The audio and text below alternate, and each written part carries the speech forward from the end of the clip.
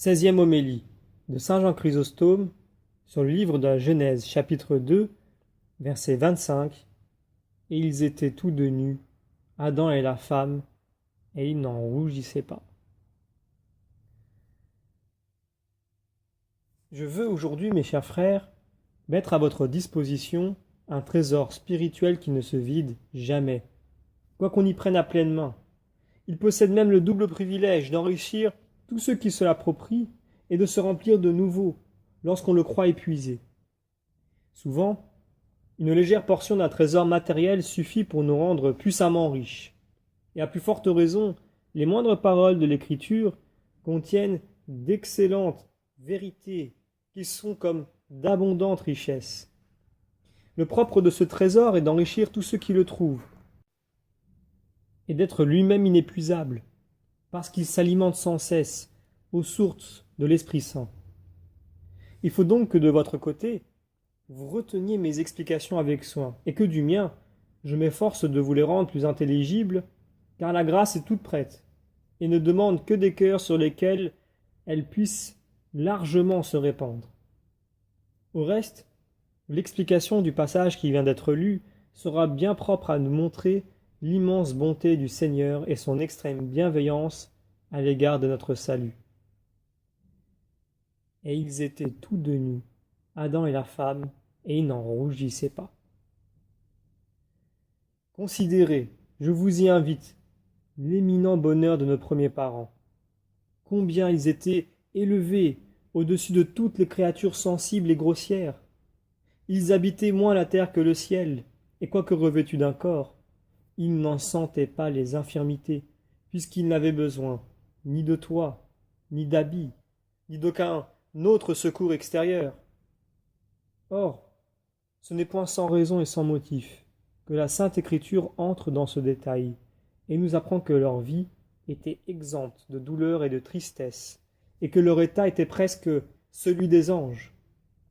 Elle veut, qu'en les voyant ensuite dépouillés de tous ces privilèges, et tombés d'une haute opulence dans une profonde misère, nous n'attribuons leur chute qu'à leur propre négligence.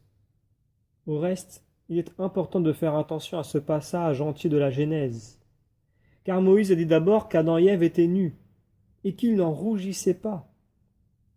Et comment eussent-ils connu leur nudité, puisque la gloire céleste les paraît comme d'un superbe vêtement? Puis il ajoute que le serpent était le plus rusé de tous les animaux que le Seigneur Dieu avait créés sur la terre. Et le serpent dit à la femme, « Pourquoi Dieu vous a-t-il dit, ne mangez pas du fruit de tous les arbres qui sont dans le paradis ?» Voyez-vous la noire jalousie du démon et ses embûches multipliées. Il ne put souffrir que l'homme fût placé dans un rang d'honneur qui l'égalait presque aux anges. Et en effet, le psalmiste dit de l'homme, « Seigneur, vous l'avez un peu abaissé au-dessous des anges. » Psaume chapitre 8. Et encore, cette expression « un peu abaissé » se rapporte-t-elle à l'état qui a suivi le péché de la désobéissance, puisque David parlait après la chute de l'homme.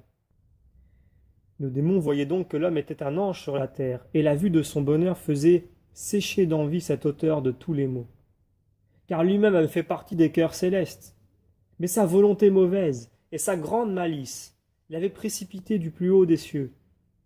C'est pourquoi il tenta de rendre l'homme désobéissant, afin que lui faisant perdre la grâce divine, il peut le dépouiller des biens dont le Seigneur l'avait enrichi.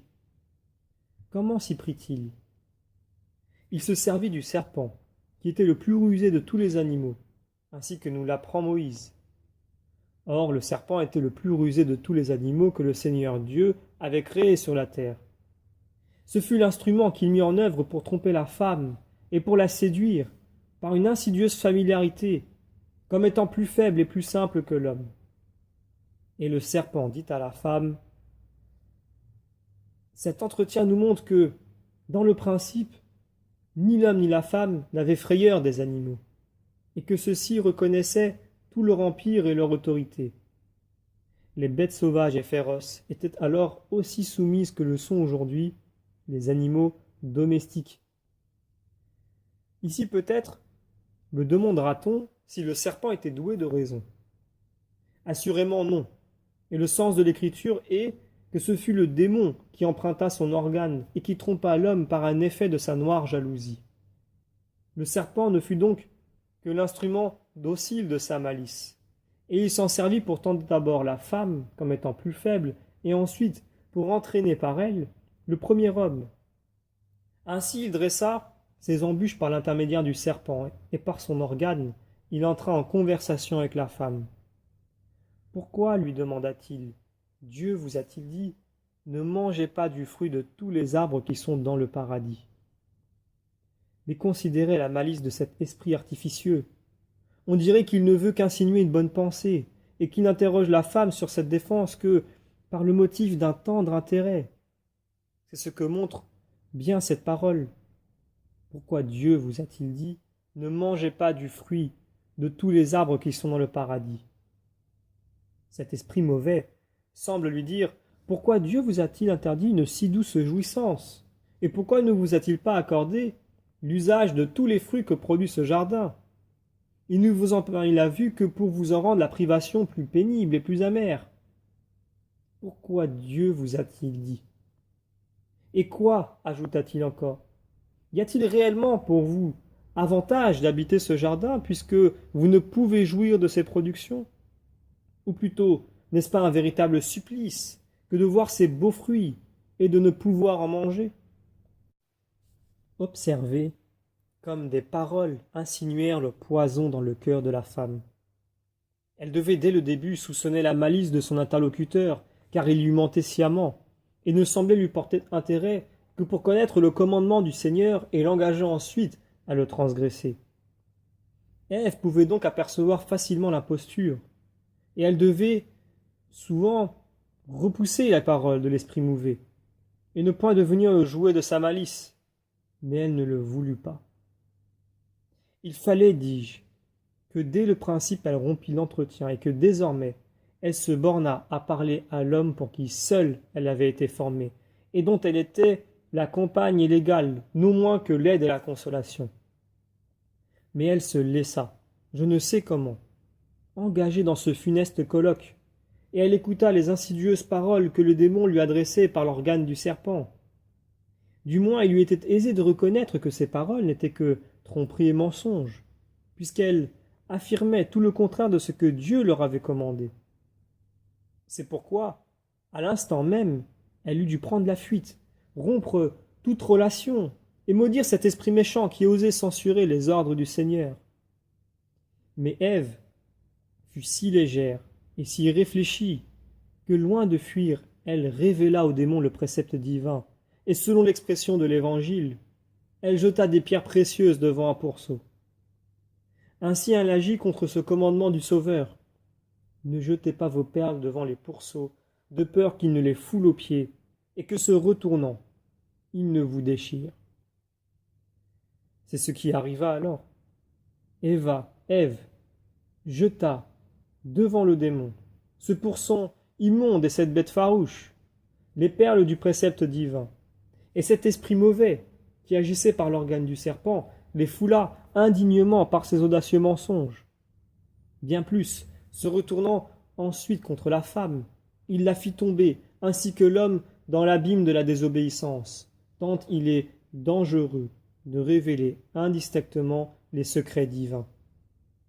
Avis à ceux qui causent de religion indifféremment avec tous, car Jésus-Christ, dans cet endroit de l'Évangile, désigne bien moins des pourceaux véritables que ces hommes dont les mœurs sont dépravées et qui se plongent, comme de vrais pourceaux, dans la fange du péché. Il nous enseigne donc à observer les personnes et les mœurs de ceux auxquels nous expliquons les enseignements de la religion, de peur que ces entretiens nous soient mutuellement nuisibles. Car, outre que des esprits de ce caractère ne profitent guère de nos paroles, ils entraînent souvent dans l'abîme ceux qui, sans nulle discrétion, répandent devant eux ces perles divines. Ainsi, soyons en cela prudents et réservés, afin de ne pas nous laisser séduire comme nos premiers parents. Car si la femme n'eût point jeté les perles devant ce pourceau, elle n'eût point désobéi elle-même à Dieu, et n'eût point entraîné l'homme dans son péché. Mais écoutons la réponse de la femme.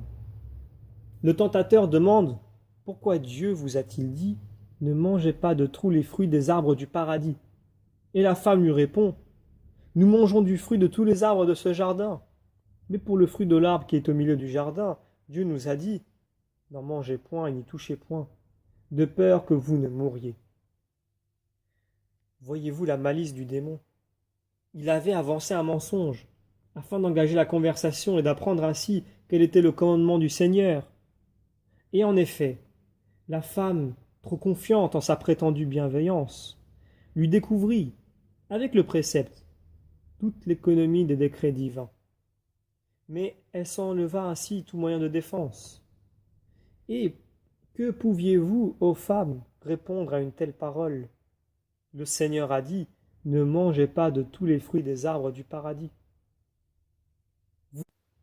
Vous deviez immédiatement chasser cet insolent qui osait parler autrement que Dieu et lui dire: retire-toi, imposteur, tu ignores l'importance du commandement qui nous est fait, et tu ne connais ni les biens dont nous jouissons, ni l'abondance où nous sommes de toutes choses.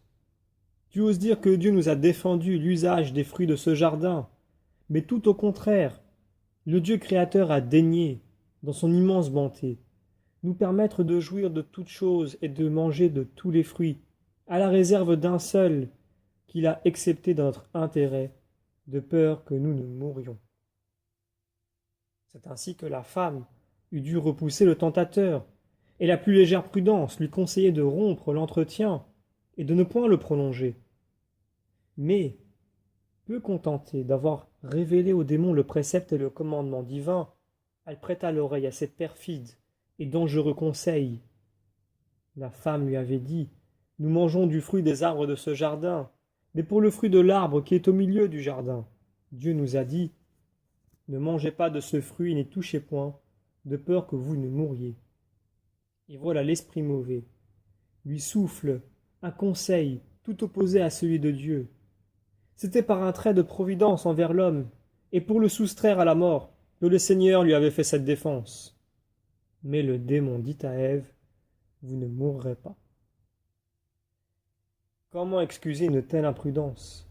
Et comment Ève put-elle prêter l'oreille à un si audacieux langage? Dieu avait dit: ne mangez point de ce fruit, de peur que vous ne mouriez. Et le démon ose lui dire: non, vous ne mourrez pas. En outre, il ne lui suffit pas de contredire la parole divine. Il accuse encore le Créateur d'agir par esprit de jalousie. Et il conduit sa fourberie avec tant d'adresse qu'il séduit la femme et réalise ses iniques projets. Non, vous ne mourrez point, dit-il. Mais Dieu sait que le jour où vous en aurez mangé de ce fruit, vos yeux s'ouvriront et que vous serez comme des dieux, connaissant le bien et le mal.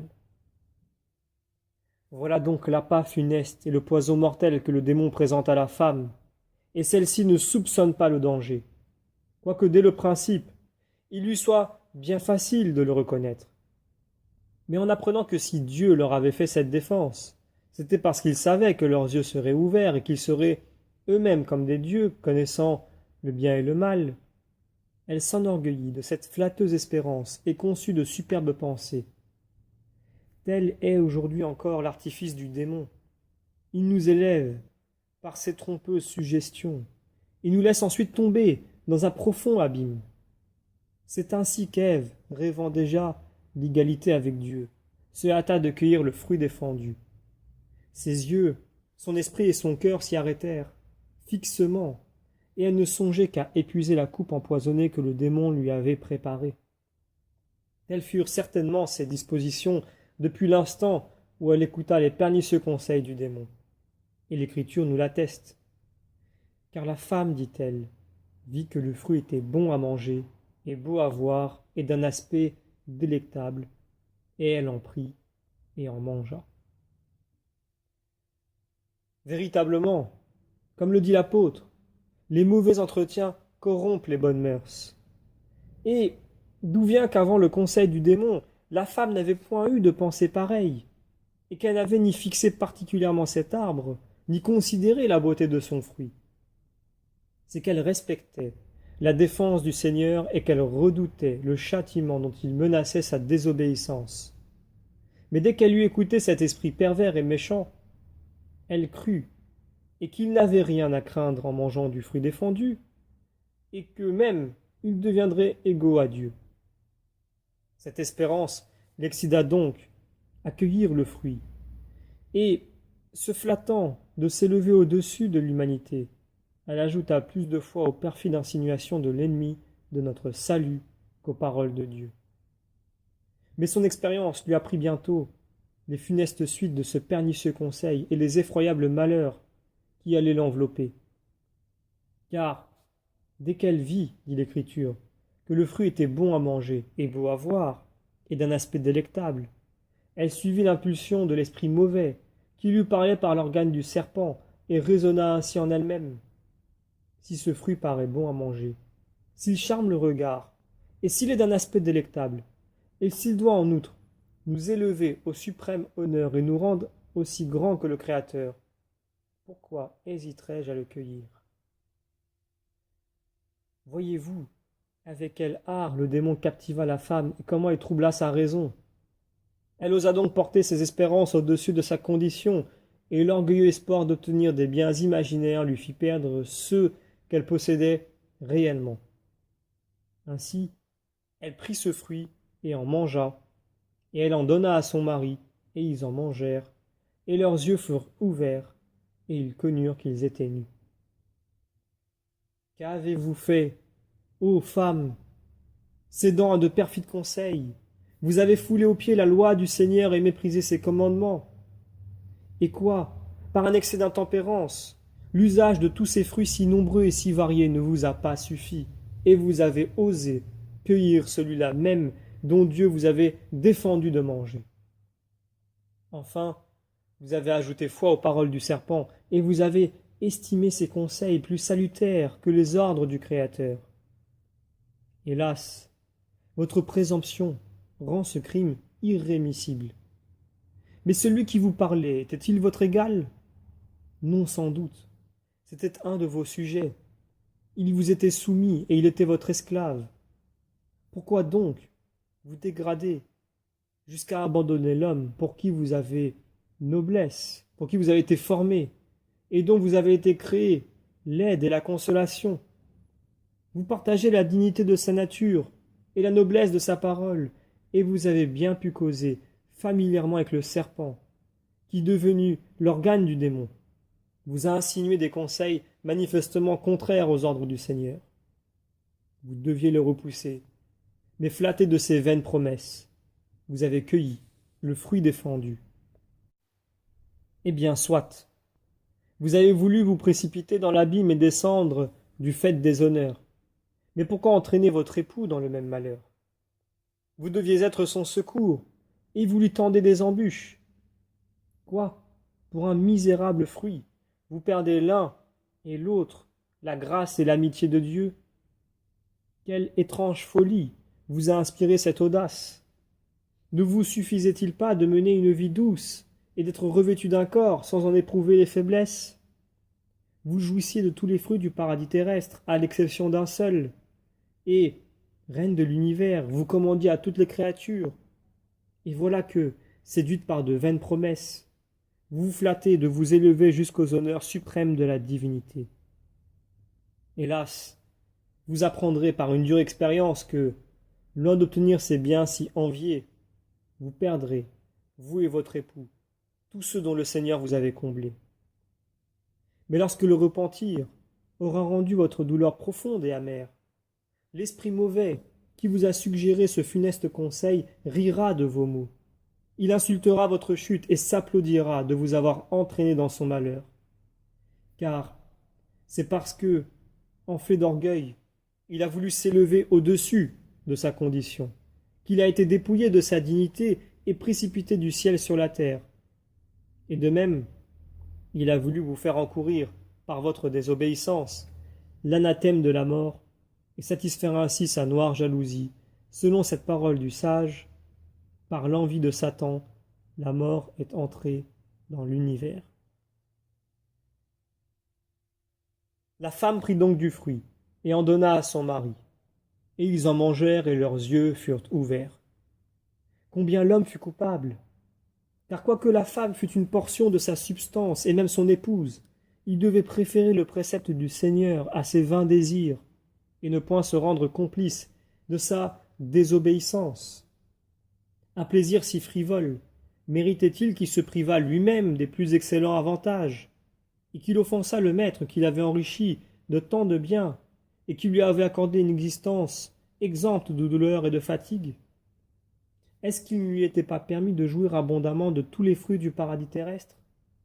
Pourquoi donc, ô homme, n'as-tu pas voulu, et toi aussi, observer cette légère défense? C'est que sans doute tu as connu, par ton épouse, la promesse de l'esprit tentateur. Et soudain, enflé de la même présomption, tu as mangé du fruit défendu. Aussi, tous deux serez-vous cruellement punis et apprendrez-vous, par une dure expérience, qu'il valait mieux obéir à Dieu que suivre les conseils du démon. La femme prit donc le fruit et en donna à son mari, et ils en mangèrent, et leurs yeux furent ouverts, et ils connurent qu'ils étaient nus. Ici se présente la question importante dont je vous parlais hier, car on peut demander avec raison quelle vertu avait cet arbre, dont le fruit ouvrait les yeux de ceux qui en mangeaient, et pourquoi il est appelé l'arbre de la science du bien et du mal. Attendez un peu, s'il vous plaît, et je satisferai votre juste curiosité. Et d'abord, observons qu'une étude droite et éclairée des Saintes Écritures en résout facilement les difficultés. Ainsi, ce n'est point précisément parce qu'Adam et Ève mangèrent de ce fruit que leurs yeux furent ouverts, puisqu'auparavant ils avaient l'usage de la vue, mais parce que cet acte d'intempérance était en même temps un acte de désobéissance aux ordres du Seigneur, on lui attribue la privation de la gloire qui les entourait et dont ils s'étaient eux-mêmes rendus indignes. C'est pourquoi l'Écriture dit, selon son langage ordinaire, qu'ils en mangèrent et que leurs yeux furent ouverts et qu'ils connurent qu'ils étaient nus. Oui, le péché, en les dépouillant de la grâce céleste, leur donna le sentiment de leur nudité, en sorte que cette honte, qui les saisit soudain, leur fit voir dans quel abîme leur désobéissance les avait précipités. Avant cette désobéissance, ils vivaient dans une parfaite sécurité, et ne se doutaient pas qu'ils étaient nus. Du reste, ils ne l'étaient point, puisque la gloire céleste les couvrait bien mieux que tout vêtement. Mais quand ils eurent mangé du fruit défendu, et qu'ils eurent ainsi violé le précepte du Seigneur, ils furent réduits à une si profonde humiliation que le sentiment de la honte les porta à chercher un voile à leur nudité. C'est que la transgression du précepte divin les avait dépouillés de la gloire et de la grâce céleste qui les revêtaient comme d'un splendide vêtement, et, en leur faisant connaître leur nudité, elle les avait pénétrés d'un vif sentiment de honte. Et ils entrelacèrent des feuilles de figuier et s'en firent des ceintures. Mesurez, mon cher frère, je vous y invite, la profondeur de l'abîme où, du fait de la gloire, le démon fit tomber nos premiers parents. Naguère ils étaient revêtus d'un éclat céleste, et maintenant ils sont contraints d'entrelacer des feuilles de figuier et de s'en faire des ceintures. Tel fut le résultat des tromperies du démon et des embûches qu'il leur tendit. Certes, il ne se proposait point de leur procurer quelques avantages nouveaux, mais il ne voulait que les dépouiller de ceux qu'ils possédaient et les réduire ainsi à une honteuse nudité. Et, parce que leur obéissance eut pour occasion le fruit défendu, l'Écriture dit qu'ils en mangèrent et que leurs yeux furent ouverts, ce qui doit s'entendre de la perception de l'esprit bien plus que de l'organe de la vue, car, après leur péché, Dieu leur fit ressentir des impressions que, par un effet de son extrême bonté, ils ignoraient auparavant. Cette expression, leurs yeux furent ouverts, signifie que Dieu leur fit sentir la honte de leur nudité et la privation de la gloire dont ils jouissaient. Au reste, ce langage est ordinaire à l'Écriture, comme le prouve cet autre passage de la Genèse.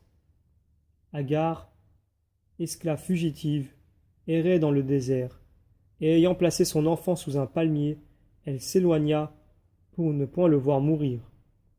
Alors Dieu lui ouvrit les yeux. Ce n'est pas qu'elle ne vit auparavant, mais c'est que Dieu éclaira son intelligence, en sorte que ce mot « ouvrit » doit s'entendre plutôt de l'esprit que de l'organe de la vue. Je donnerai la même solution à une seconde difficulté.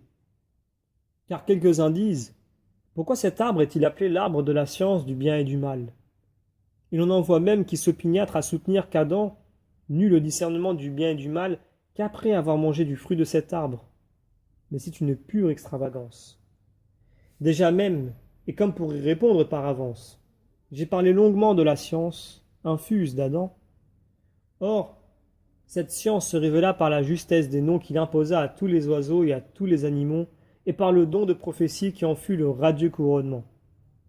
On ne saurait donc affirmer que celui qui nomma tous les animaux, et qui énonça en sujet de la femme une si admirable prophétie, ignora le bien et le mal. D'ailleurs, une telle supposition ferait, ce qu'à Dieu ne plaise, rejaillir sur Dieu même un horrible blasphème. Car eût-il pu donner des ordres à l'homme si celui-ci eût invinciblement ignoré que la désobéissance était un mal? Mais il n'en a pas été ainsi. Et Adam savait parfaitement ce qu'il faisait, puisque dès le principe, il posséda le libre arbitre. Dans le cas contraire, sa désobéissance n'eût pas été plus digne de châtiment que sa soumission de louange. Il était au contraire évident, et par la parole même du précepte, et par la suite des événements, que l'acte seul de leur désobéissance soumit nos premiers parents à la mort. C'est ce que la femme elle-même dit au serpent. Pour le fruit de l'arbre qui est au milieu du jardin, Dieu a dit, n'en mangez point, de peur que vous ne mouriez. Ainsi, avant leur péché, ils étaient immortels. Autrement, leur prévarication n'eût pu être punie du supplice de la mort. Peut-on donc soutenir que c'est en mangeant du fruit défendu que l'homme acquit la connaissance du bien et du mal?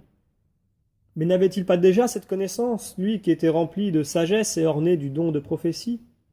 Et comment pourrait-on raisonnablement admettre que les chèvres, les brebis et les autres animaux herbivores savent distinguer les plantes utiles des plantes nuisibles pour brouter les unes et s'éloigner des autres, et que l'homme, doué de raison, ne sut pas discerner le bien d'avec le mal? Mais il n'est pas moins vrai, direz-vous, que cet arbre est nommé dans l'Écriture l'arbre de la science du bien et du mal. J'en conviens. Et toutefois, il suffit d'être un peu familiarisé avec le style de l'Écriture pour se rendre compte de cette expression. Il a été ainsi appelé, non qu'il ait donné à l'homme la science du bien et du mal, mais parce qu'il a été l'occasion de sa désobéissance, et qu'il a introduit la connaissance et la honte du péché. Et en effet, souvent l'Écriture désigne des faits par les circonstances qui les accompagnent. Et comme cet arbre devait être pour l'homme une occasion de péché ou de mérite, elle l'appela l'arbre de la science du bien et du mal. Le Seigneur voulut dès le principe faire connaître à l'homme que le Dieu qui avait créé l'univers lui avait aussi donné l'être. Il lui fit donc ce léger commandement, afin qu'il reconnût son titre de maître et de seigneur. C'est ainsi qu'un généreux propriétaire qui accorde à son intendant l'usufruit d'un magnifique palais en exige une légère redevance, comme témoignage de son droit de propriété.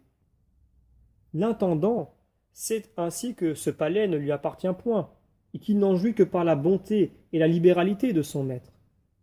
Et de même le Créateur qui avait établi l'homme roi de la nature et qui l'avait placé dans le paradis terrestre, dont il jouissait pleinement, voulut éviter que, séduit par ses propres pensées, il ne crut que l'univers existait par lui-même, et qu'il ne s'enorgueillit de sa supériorité. C'est pourquoi il lui interdit le fruit d'un seul arbre, et le menaça, en cas de désobéissance, des plus graves châtiments, pour l'obliger à reconnaître un maître, et à proclamer qu'il tenait tous ses avantages de sa pure libéralité. Mais la présomptueuse témérité d'Adam le précipita avec Ève dans une ruine effroyable. Ils transgressèrent le commandement et mangèrent du fruit défendu. Voilà pourquoi cet arbre a été appelé l'arbre de la science du bien et du mal. Ce n'est pas qu'il ne connusse auparavant le bien et le mal, comme le prouvent ces paroles de la femme au serpent. Dieu nous dit Ne mangez point de ce fruit, de peur que vous ne mouriez. Ils savaient donc bien que la mort serait la punition de leur désobéissance. Aussi est-ce après avoir mangé du fruit défendu qu'ils furent dépouillés de leurs vêtements de gloire et qu'ils ressentirent la honte de leur nudité. Cet arbre est donc appelé l'arbre de la science du bien et du mal, parce qu'il était destiné à éprouver leur obéissance. Vous comprenez maintenant dans quel sens l'Écriture dit que leurs yeux furent ouverts et qu'ils connurent qu'ils étaient nus. Vous comprenez également pourquoi cet arbre a été appelé l'arbre de la science du bien et du mal. Mais appréciez, s'il est possible, quelle fut leur honte, lorsqu'après avoir mangé du fruit défendu et transgressé le précepte du Seigneur, ils entrelacèrent des feuilles de figuier et s'en firent des ceintures. Voyez comme du fait de la gloire ils furent précipités dans la plus profonde humiliation. Ceux qui auparavant vivaient sur la terre comme des anges en sont réduits à se couvrir de feuilles de figuier, tant le péché est un grand mal. Car il nous prive d'abord de la grâce et de l'amitié divine, et nous couvre ensuite de honte et de confusion. Bien plus, après nous avoir dépouillés des biens que nous possédions, il nous ôte jusqu'à l'espérance de les recouvrer. Mais je me reprocherais de terminer cet entretien par de si tristes considérations qui me fournit l'intempérance de l'homme, sa désobéissance et sa chute. C'est pourquoi, s'il vous plaît, à l'occasion de cet arbre, je parlerai de l'arbre de la croix, et aux maux que le premier a enfantés. J'opposerai les biens que le second nous a produits. Toutefois, ce n'est point proprement l'arbre qui a causé des désastres, mais la volonté de l'homme pécheur et son mépris du précepte divin. Je dirais donc que le premier arbre a introduit la mort dans le monde, car la mort a suivi le péché et que le second nous a rendus à l'immortalité. L'un nous a chassés du paradis, et l'autre nous a ouvert l'entrée du ciel. Celui-ci a fait peser sur Adam, pour une seule faute, le dur fardeau des misères humaines, et celui-là nous a délivrés du poids de nos péchés, et nous a donné une douce et pleine confiance au Seigneur.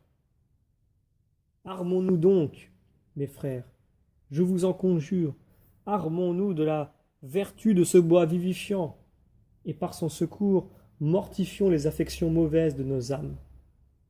Tel est le conseil de l'apôtre quand il nous dit que ceux qui appartiennent à Jésus-Christ ont crucifié leur chair avec ses passions et ses désirs déréglés. Le sens de cette parole est que ceux qui se sont entièrement dévoués à Jésus-Christ ont dompté cette concupiscence de la chair qui ne tend qu'à corrompre en nous les opérations de l'esprit.